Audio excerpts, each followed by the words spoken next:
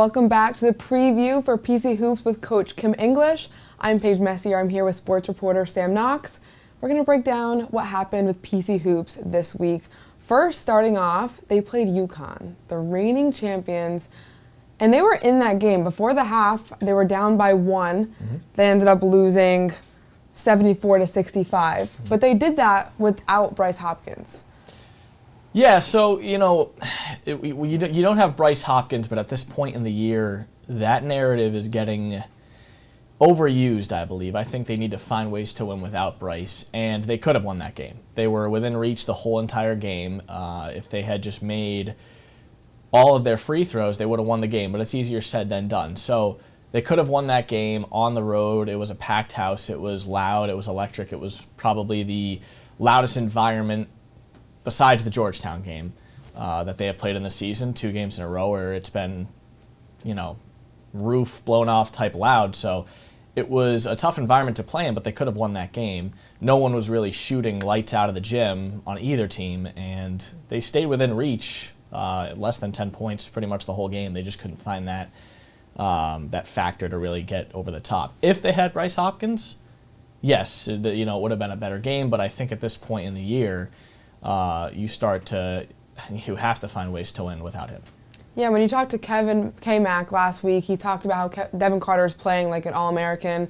We're seeing some consistency from both Devin now and Josh Oduro. They scored 20 points each. And what great practice it was, that Georgetown game, having that energy in the crowd for that UConn crowd. Yeah, no, it was big. And I mean, like you said, they scored 40 of the 65 points between the two. So Josh Oduro was fantastic, and Devin Carter was very good as well. I think that there were a lot of turnovers that could have been, if you take those out and you really put together some quality possessions, you really could have come out with a win. But like you say, after a game like that where you lose by less than 10 points, everything's under a microscope. You really have to take care of the ball and limit turnovers, and that's what Kim English said they didn't do, and they had to do that to win that game. Right, I think that just shows how close the Big East all is with that game being so close. Now they're heading to Villanova, another tough place to play. Of course, Villanova's not having the strongest season, but all Big East teams are pretty decent competition. So what do they have to do to win that game?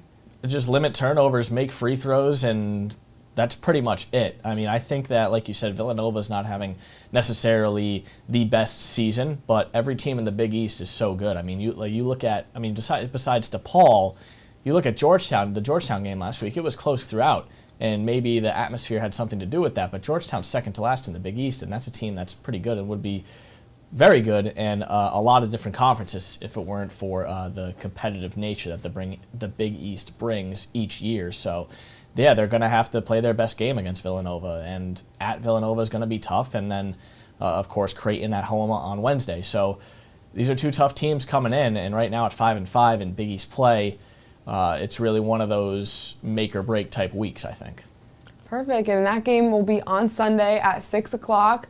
PC Hoops will also air on Monday this week. Yes. You'll see a breakdown, as always, from head coach Kim English, K-Mac, Sam, Taylor, and the sports team, so make sure that you do not miss that. Thank you, Sam. Thank you.